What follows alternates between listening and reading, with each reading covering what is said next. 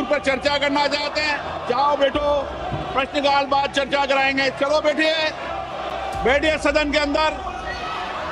हाँ, हर चीज का जवाब देगी सरकार, हर चीज का सरकार ने काम जवाब देंगे। बैठिए आप, इनको बिठाइए प्लीज, एक मिनट बैठिए, बैठिए प्लीज, सुनिए, बैठिए मणिकम जी, बैठिए। अखिलेश जी, आप सभी सदस्यों तक तख्तियां लेके नहीं आए। नो, ये तरीका उचित नहीं है। ये सदन है, नारेबाजी करने के लिए आप सदन के बाहर जाओ। प्रश्नकाल, प्रश्न संख्या 1, Shri Pradeep Purohit. Shri Pradeep Purohit, question number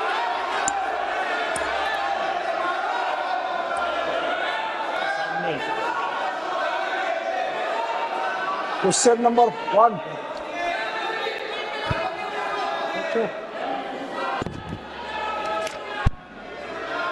question number 1 उत्तर सभा पटल पर रखा गया है।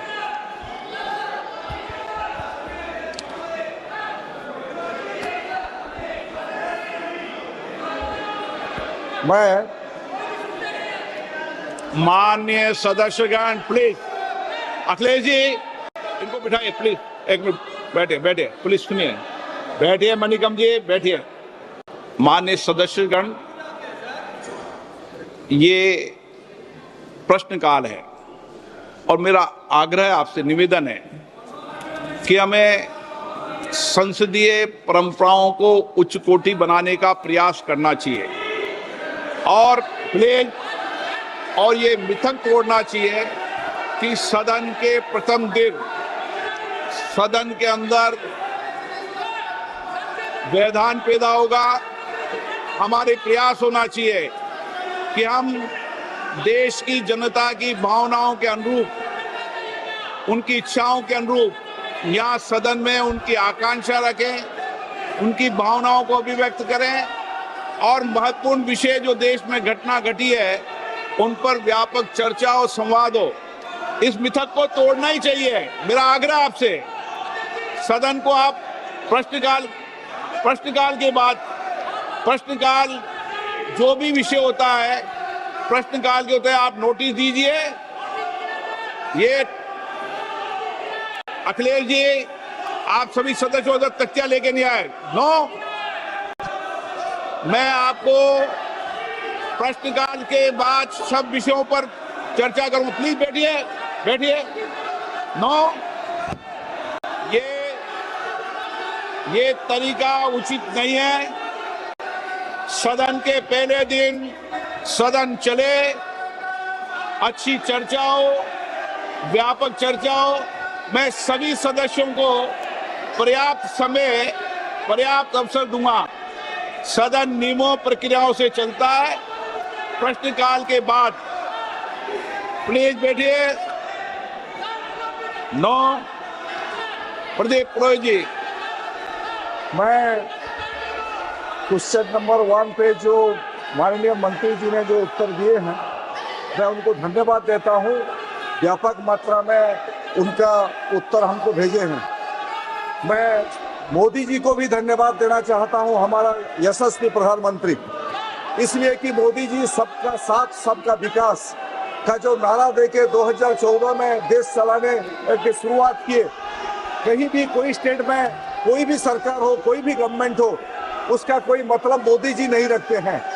कोई भी 2014 से 2019 तक उड़ीसा में बीजू जनता दल का सरकार था, फिर भी केंद्र सरकार, मोदी जी का सरकार पर्याप्त अर्थ उड़ीसा को दिया था। और इसी बारे में क्वेश्चन नंबर 1 के संदर्भ बारे में मैं ये माननीय मंत्री जी से पूरक प्रश्न ये पूछना चाहता हूँ। माननीय मंत्री जी, चूंकि सरकार खेलो इंडिया और राष्ट्रीय खेल विकास निधि NSDF जैसी मांग आधारित योजनाओं के माध्यम से राज्यों को प्रयासों को सफलतापूर्वक पूरा कर रही है, क्या मंत्री महोदय कृपया यहाँ बताने का कष्ट करेंगे कि इन योजना के अंतर्गत स्वीकृत खेल परियोजना की निगरानी और पारदर्शिता की सुनिश्चित करने के लिए मंत्रालय क्या कदम उठा रहे हैं, विशेषकर उड़ीसा राज्य के प्रसंग में? माननीय मंत्री जी, माननीय मंत्री जी, अध्यक्ष महोदय, मैं आपके माध्यम से सदस्य जी को बताना चाहती हूँ कि उड़ीसा के राज्य में खेलो इंडिया के माध्यम से हमने लगभग 15 जिलों में खेलो इंडिया के सेंटर दिए हुए हैं।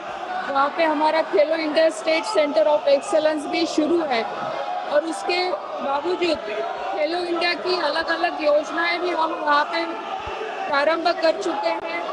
और मुझे लगता है कि खेलो इंडिया के माध्यम से जो हर डिस्ट्रिक्ट में जो सेंटर हमने दिए हैं, सेंटर के मतलब स्टेट डिस्ट्रिक्ट के अनुसार से वहाँ पे हर खेल की शुरुआत हो चुकी है और अगर कुछ अलग उनकी अपेक्षा होगी तो हम जरूर करेंगे। आप ऑपरेशन सिंदूर पर चर्चा करना चाहते हैं? जाओ बैठो, प्रश्नकाल बाद चर्चा कराएंगे। चलो बैठिए, बैठिए सदन के अंदर। हाँ, हर चीज का जवाब देगी सरकार, हर चीज का सरकार ने काम जवाब देंगे। बैठिए आप। प्रश्नकाल के अंदर किसी को बोलने की इजाजत नहीं होती है। माननीय सदस्य प्लीज बैठिए। पूरा प्रश्न दो। माननीय मंत्री जी, आज ग्रामीण क्षेत्रों में खेल प्रतिभाओं की भागीदारी तेजी से बढ़ रही है और मिनी स्टेडियम इस दिशा में बहुत सहायक सिद्ध हो रही है। क्या मंत्री जी बताना चाहेंगे कि क्या सरकार खेलो इंडिया योजना के तहत पिछड़े और आकांक्षी जिलों से प्राप्त प्रस्तावों को प्राथमिकता देकर उनके तेजी, स्वीकृति और विकास के लिए कोई विशेष पहल कर रही है? मैं माननीय सदस्य जी को बताना चाहूंगी कि जो मिनी स्टेडियम के बारे में उन्होंने यहाँ पे पूछा है वो राज्य सरकार का विषय है और जो छोटे स्टेडियम है वो राज्य सरकार के माध्यम से पूरे किए जाते हैं। जो केंद्र सरकार के माध्यम से जो बड़ी मांग जो आती है, जो स्टेट गवर्नमेंट को जो सपोर्ट के लिए लगता है वो राशि हम वहाँ पे उपलब्ध करवाते हैं, लेकिन जो डिस्ट्रिक्ट में जो छोटे सेंटर जो चाहिए वो राज्य सरकार के माध्यम से पूरे किए जाएंगे। Doctor Amar Singh, doctor Amar Singh, no. आप प्रश्नकाल जैसे महत्वपूर्ण विषय पर जवाब मांगते हो, सरकार जवाब देने को तैयार है। ये सदन है, नारेबाजी करने के लिए आप सदन के बाहर जाओ। सदन में नारेबाजी करना उचित नहीं है। सदन में नियमों से सवाल उठाओ, सरकार जवाब देगी। प्रश्न संख्या 3, विजय कुमार दुबे।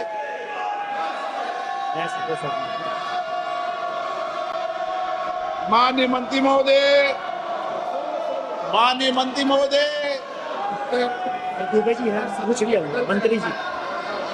उत्तर सदन के पटल पे रखा है। माननीय सदस्य। माननीय अध्यक्ष जी, आपके माध्यम से मेरा माननीय मंत्री जी से प्रश्न है, चूंकि पीएम इंटर्नशिप योजना का लाभ विशेषकर देश के किनारे बसे उन पिछड़े जिलों के लिए अति महत्वपूर्ण है जहां की कोई औद्योगिक व्यवस्था नहीं है। असहाय परिवार के युवा यदि कठिन परिस्थितियों में हाई स्कूल इंटर कर लिए तो भी उनको मजबूरीवश मजदूरी करना पड़ता है।